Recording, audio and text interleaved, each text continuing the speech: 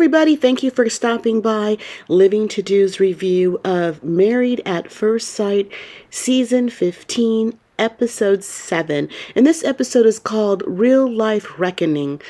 So before I get started with this review, please like the video and subscribe to the channel. I would really appreciate it.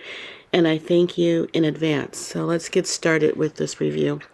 I kind of like this episode. A little bit of drama, not much, but more relationship building, which is why I watch. So let's start off with Ben and Morgan. So we're surprised to see that Ben doesn't flush the toilet as often as he should anyway. Looks like he's trying to save water, and he's also trying to save electricity. Doesn't want appliances used after 4 because it's I guess that's his way of conserving energy. You know, he seems a little bit more strict than Mitch with the energy and all the recycling, but the reason why Ben does it, I believe, is because he's frugal. I don't know if he cares about the environment that much. He just cares about his bottom line. They go to Morgan's house, and she has an espresso machine that they're going to take with them to their common place of living. And later you'll hear Stasha wants one too, so she might have to go over to Morgan's house for a cup of espresso. Morgan has a cat named Max, and Ben is concerned, where does Max pee?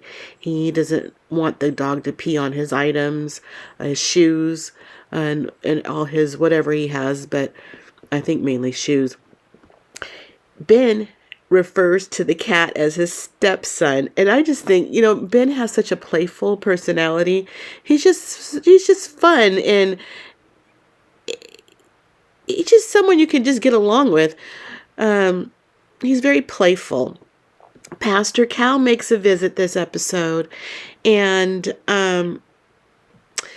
they talk about their blow up at the honeymoon, and Morgan explains that they had an agreement that they were not going to talk about family and finances while on the honeymoon, but Ben, in Morgan's eyes, broke her trust because he went off and he told Justin about her 1 credit shy of getting her degree.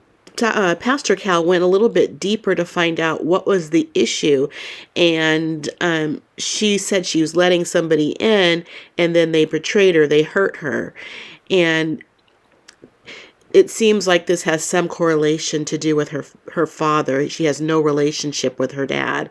I think she gave him some opportunities to be in her life. I don't know what happened, but the outcome is there is no relationship. And so this creates walls, and that's what she's doing with Ben, because she says, broke her trust. She was so quick to judge this guy and put him in the doghouse like this for something so minute. I just don't even believe that was really an issue for her. I just think she's trying to get the upper hand on stuff, to be in control somewhat. I just don't believe she was as hurt as she was, because there was nothing really to be hurt about, to make it this big of a deal. I just don't believe Morgan.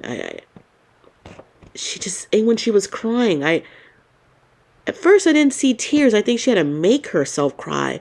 Another reason why I don't believe her. So she's saying that she doesn't trust him, and I guess they were getting along. I don't know if they consummated their relationship. It was unclear, but now there's no intimacy because she created walls that hindered intimacy, and she doesn't know how she can trust him with her body, is what she's saying. And Dr. Cal says, you know, she has to learn to forgive, and to forgive is to relieve yourself of judgment. And she cannot, you know, she shouldn't be judging him if she truly forgave him. I just don't think It's true. But he was like consoling her and kind of patting her on the back.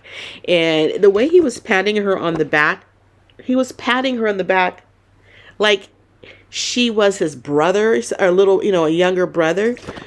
And Pastor Cal pointed that out, that he has to learn to be a little bit more affectionate. And Ben says he's going to look it up on YouTube, how to be more affectionate. Again, he's so playful. Let's talk about next couple, Kristen and Mitch. Kristen and Mitch, they get to their new shared apartment, and we see there's a condom on the ground. It looks like it fell out of Mitch's luggage. Was that on purpose? That was just really staged. It looked staged. Now, what does it look staged is Mitch's happiness. He seems so different. He seems happy and relaxed. And he's in having Kristen in his arms, and he says that they look cute. He says, we're cute. He's just happy. This is it's a turn of events. It's a happy turn of events. I'm happy for Mitch. He seems so different. I like it. Now, when they do go to Mitch's house, what I didn't like was that dirty tub. He says he washes plants and animals in it. It just looked like it needs to be. He looks like he needs a new one. And the stove. Okay, you can blame the tub for a lot of things. The stove, all that food and grease on it. It's like he doesn't care. You want to pick up cans at the beach. Go clean your stovetop there. I couldn't believe all that food. You've been gone for a week, and it was like that for a whole week. Mitch, work on yourself. Oh goodness. Kristen, she was disturbed by what she saw, and she said she wouldn't be going back to his place. So if they make it past the 8 weeks, I guess they're going to live at her house. Kristen has a dog named Luna, and Luna has stomach issues and breathing issues. She looks like a handful. That's a lot to bring into somebody's life, especially if you don't want dogs. Now you got to take care of someone's ailing pet. That could be a lot. But Mitch, so far so good. He seems to be he has no qualms about it. Looks like he is falling for this girl, so he probably can't see anything negative past his nose. So good for her. She don't have to worry about it. No, she is so she wants to be so connected and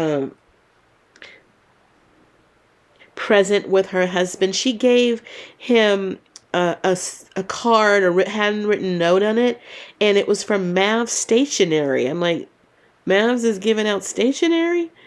And she had a jar of coupons, and one was for a coupon bath that expires that night. It's like, okay. Mitch says he was speechless. There was a lot of other things in there too. And so he went and had his little bath for two. And they closed the door on Luna. And it was so cute because I thought she said, I'm not sure if she used this word, that she was going to be the captain of the relationship now because he had pushed up on her a little too aggressively and at the honeymoon. And now she has these coupons for the couple's bath, and he followed her into that bathroom as like he was saying, I captain, because she suggested that after the bath there would be more activities to come. So Pastor Cal comes over, and Mitch is still relaxed. He has his arms all around Kristen. It looks great. Kristen, she admitted that they consummated their marriage. They had no plans for after the 8 weeks, but right now they're very happy. And what Mitch he can't feel pressure. That's when things starts to go haywire, that his anxiety. One thing they talked about is finances, and Kristen makes twice as much as Mitch. They whispered to each other how much each other was making at the suggestion of Pastor Cal. They hadn't discussed it before, but Kristen's not worried. She just wants a man who was passionate, and she's still happy with Mitch. It's so sad that women making more money have. I mean, it's sad, but it's just strange turns of events when nowadays so many women make more than men, that women have to be satisfied with that, and the man still has to be the man in the relationship. So Mitch doesn't care that she makes twice as much money as he does, because he says that he has, he has less pressure knowing that, and that she's okay with it. That's fine with him. They also discuss kids. Mitch is 41. He does want kids, and so does Kristen. Their timelines are not exactly the same as far as when they will have them. It seems like Pastor Cal was trying to encourage that they have one sooner than later. Pastor Cal. Okay, so let's talk about Lindy and Miguel. Now they get home and they just seem like newlyweds. They just seem to be into one another. They just seem compatible. When you look at them, their interactions, it just seems mature enough and lovely enough, and it doesn't seem forced. It doesn't seem fake. So I'm really happy for them now. Lindy doesn't want Mitch to refer to or talk about decision day. She doesn't want to put a timeline on the relationship or talk in timeline lingo, like, make a decision in 8 weeks. She wants to live their lives together as if they're going to live and be together, for the rest of their lives. She doesn't want that negative talk. I guess she sees that as negative talk. They wake up in the first morning of their common apartment together, and Lindy said that she found out that she snores, and she kind of has a reason for that, is because she was tired. And Miguel said, "Girl, you were snoring in Mexico. So that ain't no excuse. You're just a snorer. Not because you're tired, just because you snore." When we go to Miguel's house, Lindy discovered in the refrigerator a jar of bacon grease. And he cooks with it. I was surprised to see Miguel cooks with bacon grease.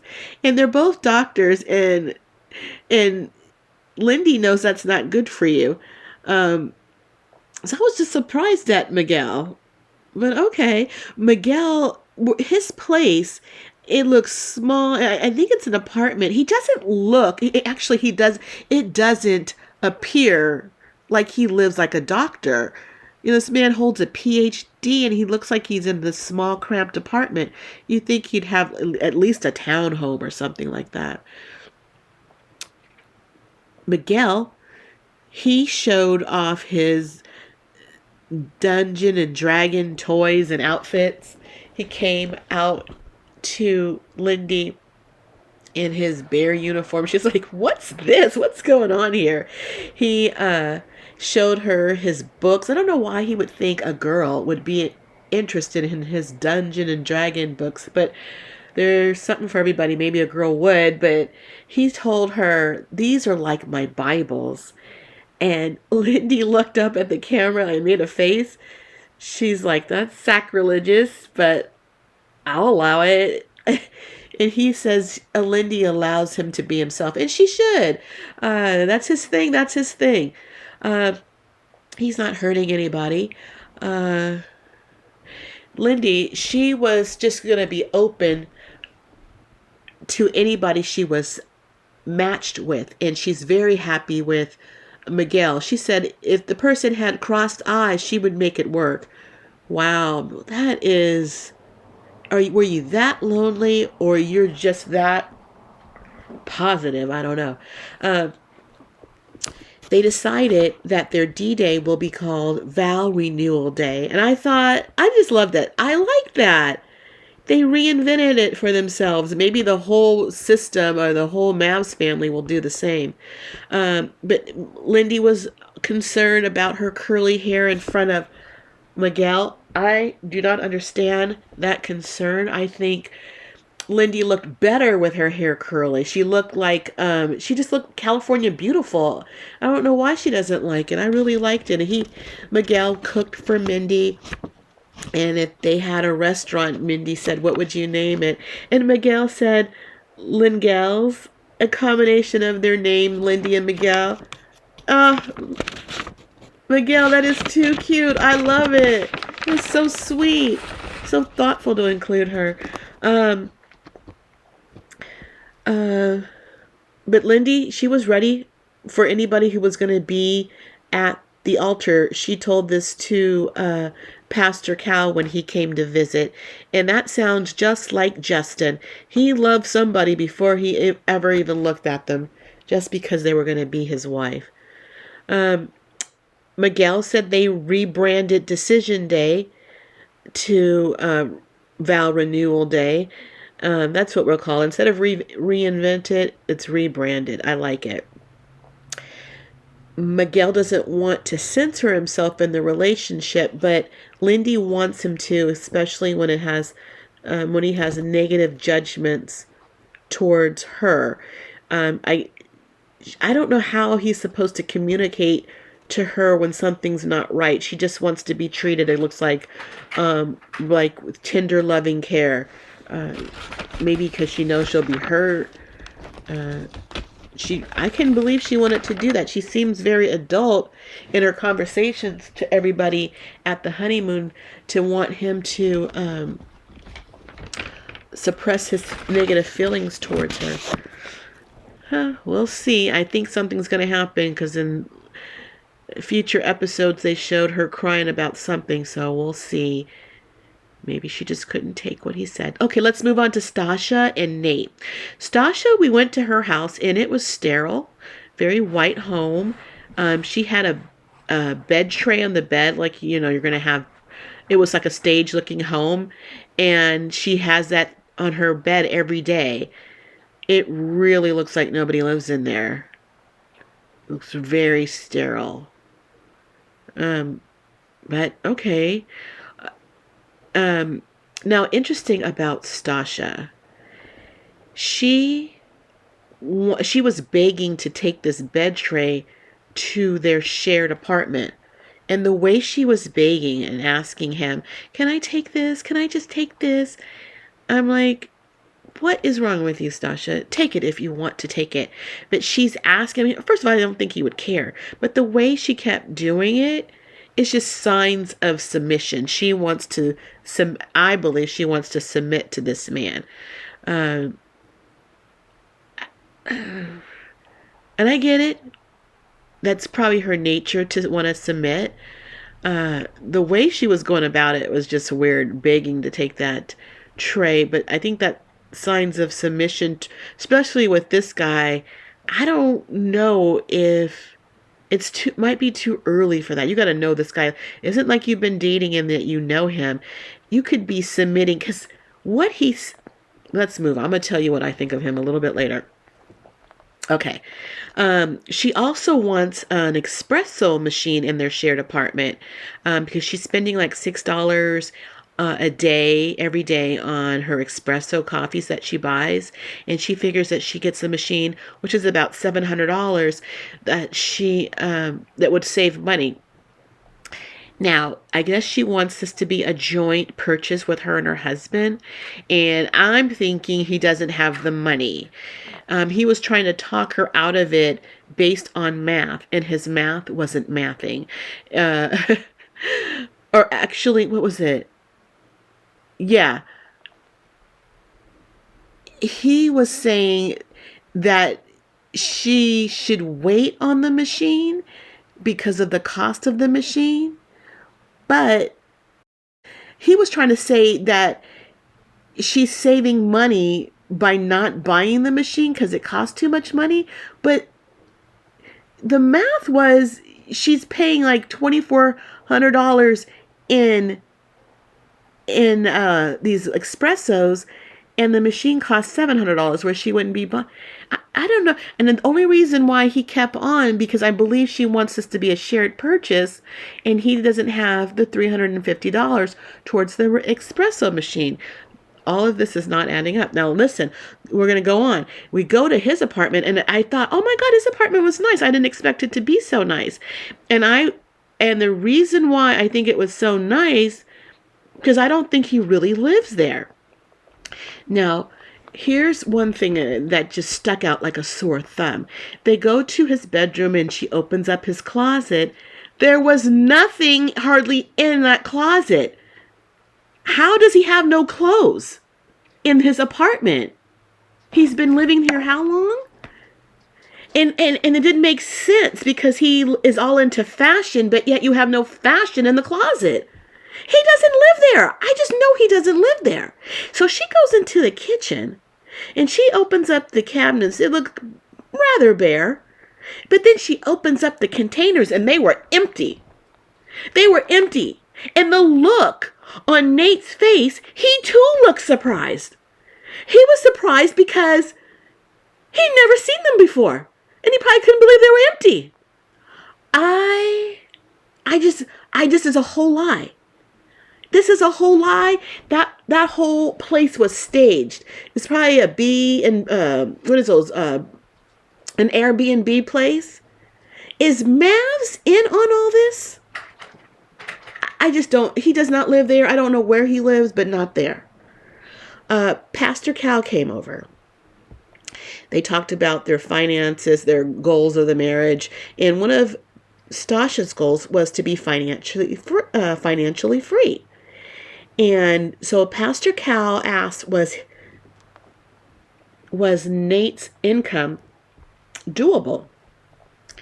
And Nate mentioned that he makes $150,000 a year. $150,000. I said to myself, my ass, he does not. I think we need to see his last 2 years of his tax returns to confirm this true income amount of $150,000. That is such a lie. Now, surprise! I'm also surprised at Stasha's income. Apparently, she makes $450,000. That's a lot of money. I guess maybe from the corporation, or not her corporations, but her properties and things like that. She makes that much money. It seems like a lot. And one reason why Nate doesn't want to have kids right now, because he's only making $150,000, and he wants to make $250,000 before he has kids. And she's already making $450,000. If this is all true, what's the problem? My God. They're good if that's, if these incomes are real. Even if they had one income and it totaled $150,000, I think you could have a kid. Now, I think that's all a lie on his part. I think Stasha is really going to need to investigate this man's finances, because he doesn't have, with this income, he doesn't have his own home. He doesn't own a home. He's lying at every turn. I believe she is going to have a baby boy on her hands in Nate. I just don't think he is true. I don't think he's being honest. He doesn't look like, he doesn't act like it. She wants him to be more open. He doesn't talk about his childhood. She wants him to open up about his mother. She wants to be intimate with him, but she can't because she's waiting for love. And she thinks she has just surface level Nate. She needs, she's a soul seeker, and she wants to know him more on a deeper level. And she's a soft place to land. And I think that he needs to open up to her and land on her heart before she opens up. She wanted to hear more about his mother, and he said he never really had any emotions about her. So that's why he doesn't really cry about it. But then he cried about it to her mother the day after the wedding. So he's playing everybody. He cannot be trusted.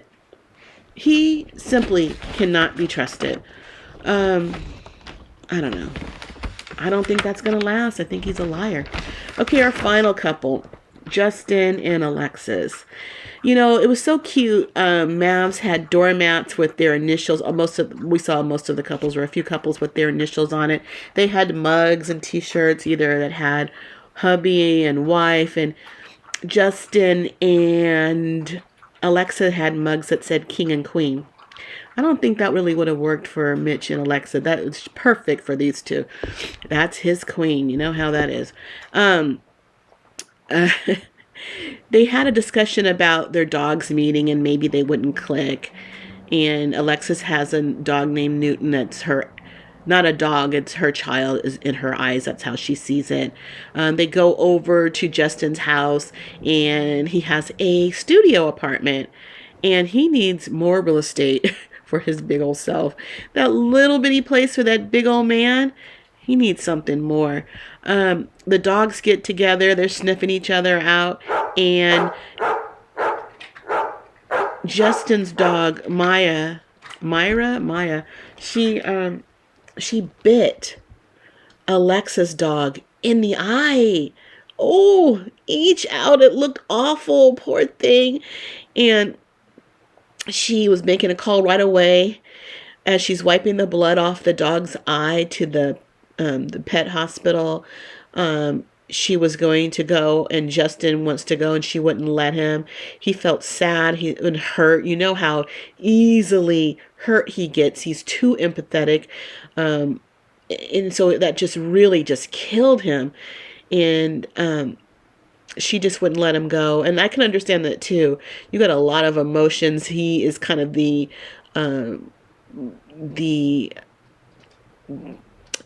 he's the one that's causing this hurt in you. So you just probably want a little bit of space from him. But what Justin didn't mention, he is scared. He is scared of losing her. The dog went to the doctor, and they has to have a cone around his head, I guess, so he won't mess with his eye. And Justin's dog had to be taken away to a place to be trained. And when they took her there and they put her in this little cage, she's like a big dog. And it was so sad to see when you actually, it's a little bit bigger than Justin's place in his one studio apartment. But it was so hard to see her have to get into that little tiny area. It's like going to dog jail. It was sad to see. So Justin might have to give up his dog for Alexis. But what if the marriage doesn't work, and say you give your dog to somebody? Oh, I hope maybe he just has someone care for the dog, and until the process is over, where you know where you're going to stand in it. Or maybe the dog can be trained where they can be brought back into Alexa's dog. That's I guess the best case scenario. Pastor Cal came over, and they discussed the dog issue. And Alexis says that they had a miscommunication about the truth, what the truth is. And apparently, from what we hear from Alexa, that Justin's dog had gotten in a couple of fights with other dogs, and Justin was quick to defend her dog, that those fights weren't her fault. She was defending herself, but he never told Alexa any of this. So she was unaware, as far as she knew, based on what Justin said, that it was okay to bring her dog around. But that's probably why they had that those words were said before the dogs met, that he hoped the dogs would click like they would. Because maybe he knew that maybe her dog didn't click, his dog didn't click with every dog. So of course, Justin starts crying again. He feels like a crappy owner. He beats himself up too much and too empathetic. Pastor Cal said, so true. But then Alexa, he says, she needs to lessen her rigid requirements. And that's true. And he just wanted a second chance. Now, I think that Alexis is not understanding. And if the tables were turned, would she have made the decision to put her dog in some training school somewhere, that put the dog in a little cage? And if they were going to work out, if she did find love in Justin, would she give up her dog for Justin? Those are questions I hope they ask, either at the after party or the reunion. Okay, so that was it for now. I thought the episode was interesting. A little bit of drama with the dogs, but we got to know the couples a little bit more. They got to know each other a little bit more, and we got to know them gelling, if some of them are gelling as a couple. So that is it for now. Please drop a like. Subscribe to the channel. I thank you in advance, and I gotta get going because I got living to do. Bye.